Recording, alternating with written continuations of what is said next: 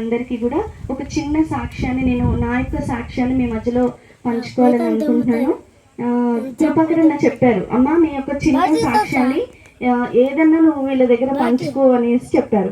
కానీ నేను ఆలోచన చేస్తున్నా ఏ సాక్ష్యాన్ని పంచుకోవాలి అని, రక్షణ సాక్ష్యాన తర్వాత ఏది అని. ఎందుకంటే నా జీవితంలో ప్రతీది కూడా, నేను అడుగేసిన ప్రతీది కూడా 10th క్లాస్లో నేను రక్షణ పొందానండి. 10th క్లాస్లో రక్షణ పొందాను. ఇంటర్మీడియట్ తర్వాత నా చదువు, నా ఉద్యోగము, నా వివాహము, నాకు కలిగిన పిల్లలు అన్నీ కూడా ప్రతీది కూడా ప్రార్థనతోటే నేను సాధించుకున్నాను.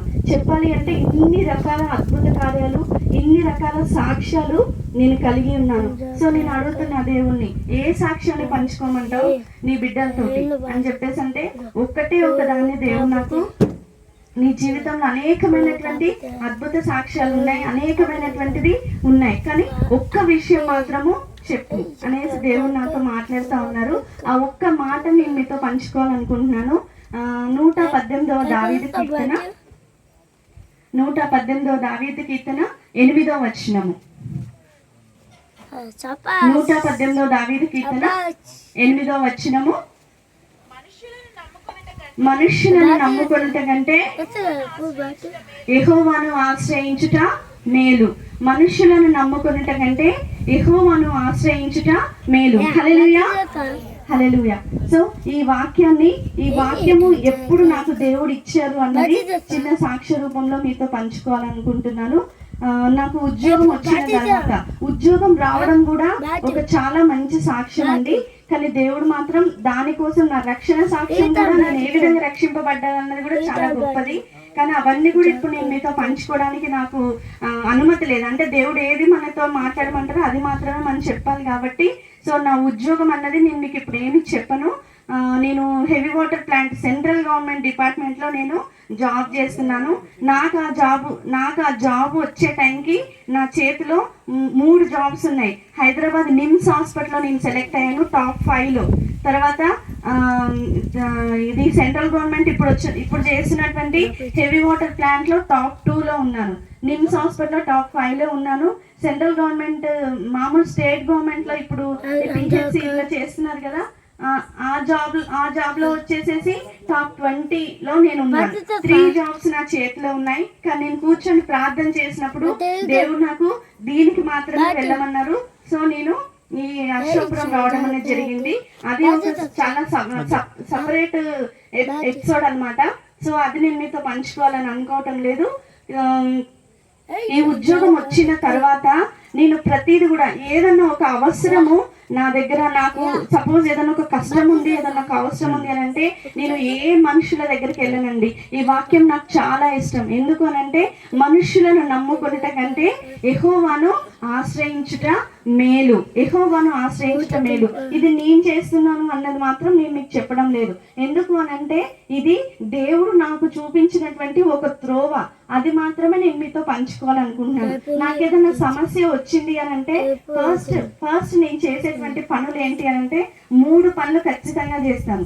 ఎట్టి పరిస్థితిలో నేను కృంగిపోను, బాధపడను. కానీ గుండెలో మాత్రం చాలా వేదన ఉంటది. ఎందుకు ఇలా జరిగింది అన్నది మాత్రం చాలా వేదన ఉంటది. ఆ వేదనతోటి నేను ఫస్ట్ ఉపవాసాన్ని ప్రతిష్ఠించుకుంటా. 3 రోజులు, లేకపోతే 5 రోజులు, లేకపోతే 7 రోజులు. దానికి జవాబు వచ్చేంత వరకు కూడా నేను ఖచ్చితంగా ఉపవాసం ఉండి ప్రార్థన చేస్తా. తర్వాత ఇంకొకటి ఏంటి అంటే, ఉపవాసం ఉండి ప్రార్థన చేసిన తర్వాత సెకండ్ ఏంటి అంటే, నాకు కళ రూపంలో కానీ దర్శనం రూపంలో కానీ నాకు ఆన్సర్ కావాలి దేవా అని చెప్పేసి అడుగుతాను. తర్వాత 3వది ఏంటి అని అంటే, కళ దర్శనం ఏది లేదు అనుకోండి, వాక్యం. ఈ 3 రకాలుగా నాకు పాజిటివ్ అంటే ఆ 3 కరెక్ట్గా సింక్ అయ్యి అనుకోండి, అది ఎంత పెద్దదైనా కానీ నేను ఎవరిని కూడా కేర్ చేయను అనమాట. అట్లా ముందుకు వెళ్ళిపోతా. సో దీనికి సంబంధించినటువంటి సాక్ష్యాన్ని నేను చెప్తాను. 2012లో నేను జాయిన్ అయింది, 2016లో ఉద్యోగంలో జాయిన్ అయింది, 2006లో ఉద్యోగంలో జాయిన్ అయ్యాను. 6 సంవత్సరాలకి నాకు ప్రమోషన్ వచ్చింది. సో నేను నర్సుగా పనిచేస్తాను కాబట్టి ఒక్కొక్క క్యాడర్ నుండి ఇంకొక క్యాడర్కి నాకు ప్రమోషన్ వచ్చింది. 2012లో నేను ఎక్కడికి వెళ్ళాలి, ప్రమోషన్కి వెళ్ళాలి. ప్రమోషన్ ఇంటర్వ్యూ అటెండ్ చేయడానికి నేను వెళ్ళాల్సింది ఎక్కడికి, బాంబే వెళ్ళాలి. బాంబే వెళ్ళాల్సిన టైంలో 2012 సంవత్సరంలో నేను గర్భవతిని. నా రెండో బాబు కడుపులో ఉన్నాడు. యాక్చువల్గా 2012 సంవత్సరంలో నవంబర్లో ఎప్పుడైనా కానీ ప్రమోషన్ ఇంటర్వ్యూస్ అన్నవి బాంబేలో నవంబర్లో ఉంటాయి. నవంబర్లో కానీ డిసెంబర్లో కానీ ఉంటాయి అన్నమాట. అలాంటిది నవంబర్ అయిపోయింది, డిసెంబర్ అయిపోయింది, ఇంకా ప్రమోషన్ డేట్ మాత్రం రావట్లేదు. ఆ సంవత్సరం మాత్రం డేట్ రావట్లేదు. నాతో పాటు 6 అమ్మాయిలు జాయిన్ అయ్యారు. ఆరుగురు ఇట్లా 4కి ప్రమోషన్కి సెలెక్ట్ అయ్యారు. మిగతా 2 డ్రాప్ అయిపోయారు అనమాట. 4 అమ్మాయిలు రెడీగా ఉన్నారు, చదువుకుంటున్నారు, హ్యాపీగా ఉన్నారు, ఇంటర్వ్యూ వెళ్ళాలని ఎదురు చూస్తున్నారు. సో టోటల్ హాస్పిటల్లో మొత్తం కూడా 100 మంది స్టాఫ్ ఉంటారు. ఆ 100 మంది స్టాఫ్లో కూడా హిందూస్ ఉన్నారు, ముస్లిమ్స్ ఉన్నారు, క్రిస్టియన్స్ ఉన్నారు, అందరు ఉన్నారు. సో నవంబర్లో రావాల్సినటువంటి ఆ డేట్ అన్నది కరెక్ట్గా ఫిబ్రవరి 25 మార్చ్ ఫస్ట్ వీక్లో వచ్చింది. సో మార్చ్ ఫస్ట్ వీక్లో నాకు డేట్ సరిగ్గా గుర్తులేదు. మార్చ్ ఫస్ట్ వీక్లో నాకు ఎగ్జామినేషన్ డేట్ వచ్చిందనమాట. అయితే నా ఈడీటీ నేను డెలివరీ అవ్వాల్సినటువంటి టైము ఫిబ్రవరి 23 నేను నా చిన్న కుమారుడికి జన్మనిచ్చాను. నాకు డేట్ వచ్చింది. సో ఎగ్జామినేషన్ అటెండ్ అవ్వాల్సిన డేట్ వచ్చింది మార్చ్ ఫస్ట్ వీక్లో, కరెక్ట్గా ఫస్ట్ వీక్లోనే. డేట్ అయితే నాకు గుర్తులేదు. సో ఇంకా అనుకుంటున్నారు అందరూ, మెర్సియా ఇంకా అయిపోయినట్టే ఈమె పని, ఈమె ఖచ్చితంగా డ్రాప్ అయిపోవడమే, మా అందరికంటే కూడా వెనకాలకి వెళ్ళిపోతుంది, మేమే ప్రమోషన్లో ముందుకు వెళ్ళిపోతామని చెప్పేసి ప్రతి ఒక్కరు కూడా ఈగర్గా వెయిట్ చేస్తున్నారు. నేను అనుకుంటున్నాను, దేవా నవంబర్లో రావాల్సినటువంటి ఇంటర్వ్యూ డేట్ సడన్గా పోస్ట్ పోన్ అవ్వడం ఏంటి, ఫిబ్రవరిలో రావడం ఏంటి అని చెప్పేసి నేను అనుకుంటున్నాను. నా మనసు అంతా చాలా అంటే చాలా వేదంతో ఉంది. సో నేను అడ్మిషన్ అవ్వడానికి వెళ్ళినప్పుడు మొత్తం బట్టలు గిట్టలు అన్ని సర్దుకొని రేపు పొద్దున హాస్పిటల్లో జాయిన్ అవుతాననగా ఈ రోజు 2 days నేను నిండు గర్భవతిని, 9 నెలలు ఉన్నాయి. 2 రోజులు నేను ఉపవాసం ప్రతిష్ఠించుకున్నా. 2 రోజులు ఉపవాసం ప్రతిష్ఠించుకొని మోకాలు వంగడానికి ఓపిక లేకపోయినా కానీ బెడ్ మీద ఇట్లా వెనకాలకి ఆనుకొని కాళ్ళు ఇలా చాపుకొని దేవుని సన్నిధిలో నేను ప్రార్థన చేస్తా ఉన్నాను. నువ్వు నన్ను ఇక్కడికి నడిపించావు, వీళ్ళందరి ముందు కూడా నువ్వు నన్ను తక్కువగా చేసేటువంటి దేవుడో కాదు. నేను 1 సంవత్సరం వీళ్ళందరికంటే వెనకాల ప్రమోషన్ కి వెళ్ళడానికి వీల్లేదు. నువ్వు నాకు ఏ విధంగా సహాయం చేస్తావో నాకు తెలియదు. నేను ప్రార్థన చేస్తున్నా, ఈ డేట్ ని పోస్ట్ పోన్ చేయండి. 6 నెలల వరకు కూడా ఈ డేట్ అన్నది రాకూడదు.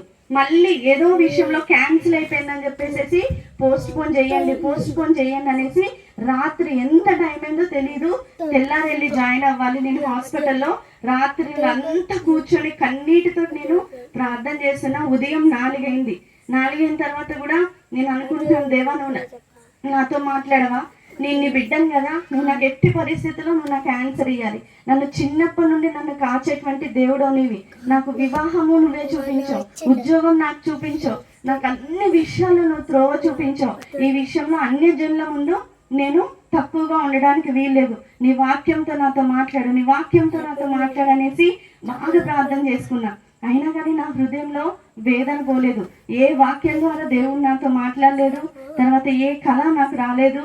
నేను చాలా కృంగిపోయాను. తర్వాత నేను అనుకున్నాను, మేబీ దేవునికి కూడా ఇది ఇష్టం లేదేమో, నేను ఇలా ఉండడమే ఇష్టమేమో అనుకుని చాలా మనసు వేదంతో డెలివరీకి వెళ్ళాను. బాబు పుట్టాడు. పుట్టిన తర్వాత 5 daysకి డిశ్చార్జ్ అయిపోయాము, ఇంటికి వచ్చేసాం. ఇంకొక 10 రోజుల సమయం మాత్రమే ఉంది. అయినా కానీ ఆ రోజు డిశ్చార్జ్ అయిపోయి ఇంటికి వచ్చిన తర్వాత మధ్యరాత్రి 12 గంటల 1 గంట సమయంలో దేవుడు నాతో మాట్లాడుతున్నా, ప్రార్థన చేయమని చేసి కన్నీటితో నేను నా పిల్లోని పక్కన పెట్టుకొని ప్రార్థన చేస్తా ఉంటే ఈ వాక్యాన్ని దేవుడు నాకు ఇచ్చారు. 118 దావీదు కీర్తన తీసి చదువు అని కానీ ఈ వాక్యాన్ని దేవుడు నాకు జ్ఞాపకం చేస్తున్నాడు. మనుషులను నమ్ముకుంట కంటే యెహోవాను ఆశ్రయించుట మేలు, మనుషులను నమ్ముకుంట కంటే యెహోవాను ఆశ్రయించుట మేలు. దీన్ని చదువు అంటే ఆ ఒక్క వాక్యాన్ని నేను ధ్యానం చేస్తూనే ఉన్నాను.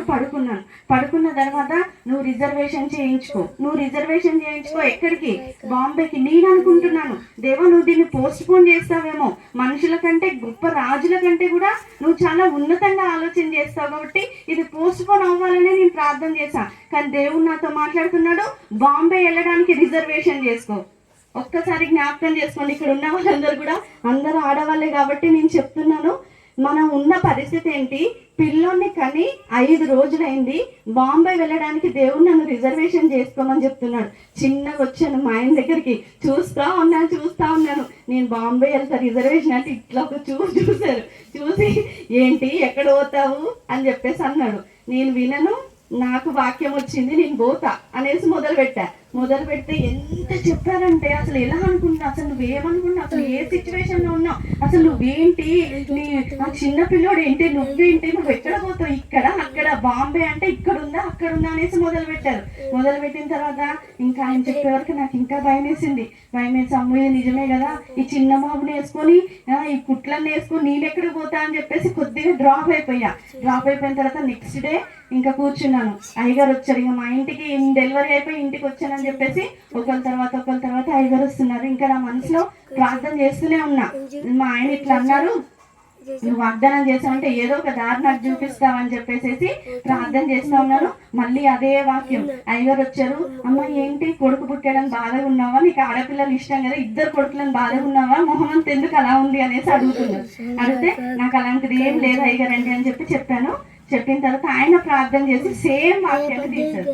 ఆయన ప్రార్థన చేసి నీ మనసులో దేంతో వేదంతో ఉన్నావు మెర్సీ అని చెప్పి వాక్యం చదువుకున్నాం చెప్పేసి సేమ్ ఇదే వాక్యాన్ని ఆయన, నేను చెప్పాను అయ్యగారికి చెప్పలేదు, సేమ్ ఇదే వాక్యం చెప్పి మనుషులను నమ్ముకుంట కంటే యెహోవాను ఆశ్రయించడం మేలని చెప్పేసి ఆయన వాక్యం చెప్పి వెళ్ళిపోయిన తర్వాత నేను ఆయనకి ఈ మాట చెప్పాను. 2 సార్లు నాకు దేవుడు మాట్లాడిన తర్వాత ఇమీడియట్ గా ఇంకా నాకు వచ్చేసింది, ప్రపంచం కూలిపోయినా పర్వాలేదు, నువ్వు ఒప్పుకున్నా ఒప్పుకోకపోయినా నాకు వాగ్దానం వచ్చింది, నేను వెళ్ళేదే అని చెప్పేసి నేను అనుకున్న తర్వాత ఇంకా మా వారు మా అక్కతో మాట్లాడిచ్చారు. ఎవరి మాట జస్ట్ మోకాలు వంగాను, ప్రేయర్ చేసుకున్నాను. నా కళ్ళ ముందు అంతా కూడా చాలా పీస్ నాకు అనిపిస్తుంది, చాలా శాంతిగా ఉంది, చాలా సమాధానంగా ఉంది. ఒక మంచి ఒక వెలుగుని నేను నా కళ్ళ ముందు చూస్తున్నా అనమాట. అంతకు ముందున్న వేదన నా హృదయంలో లేదు, బాధ నా హృదయంలో లేదు, నా పిల్లోడి కోసం నా కోసం కానీ ఆలోచన, వేదన ఏమైపోతామో అన్న ఆలోచన కూడా మాకు లేదు. ఆ సమాధానాన్ని, ఆ దర్శనాన్ని నేను చూసిన తర్వాత ఈ వాక్యాన్ని పట్టుకున్నాను. వెళ్ళే అంతవరకు ఈ వాక్యం కరెక్ట్ గా 7వ రోజు నా ప్రయాణం అండి.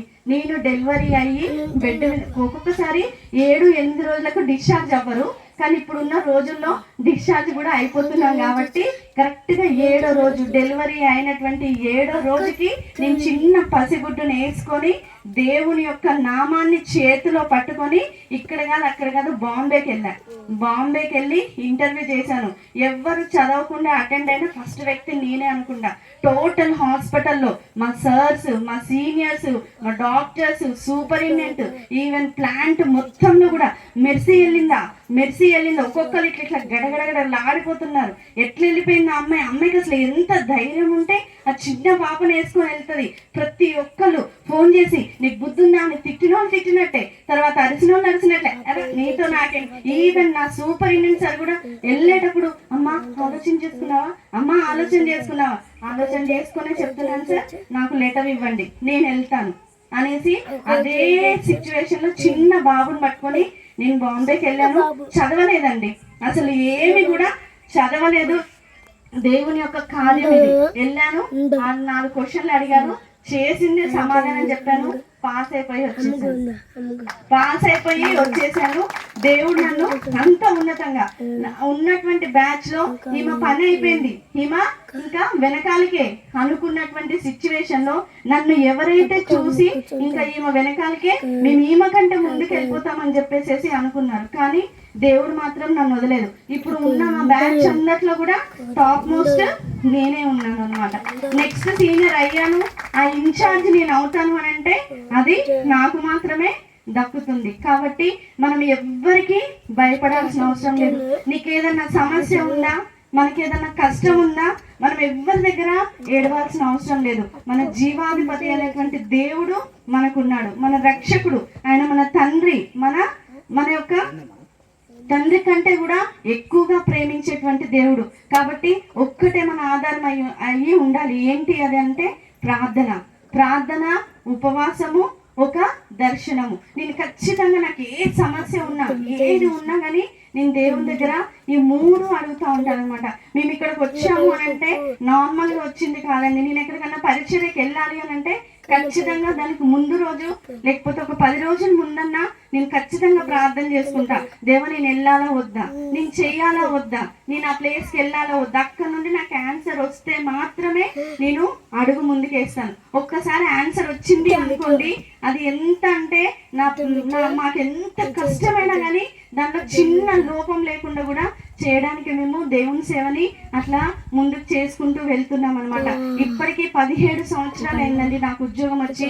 దేవుడు ఎక్కడ కూడా చిన్నది కూడా మాకు దేవుడు లోటు చేయలేదన్నమాట. కాబట్టి మనము ఎవరి దగ్గర ఇప్పుడు సపోజ్ పాస్టర్ వాళ్ళు, అయ్యగారు వాళ్ళు మన కోసం ప్రార్థన చేస్తారు, కాదని నేను అనట్లేదు.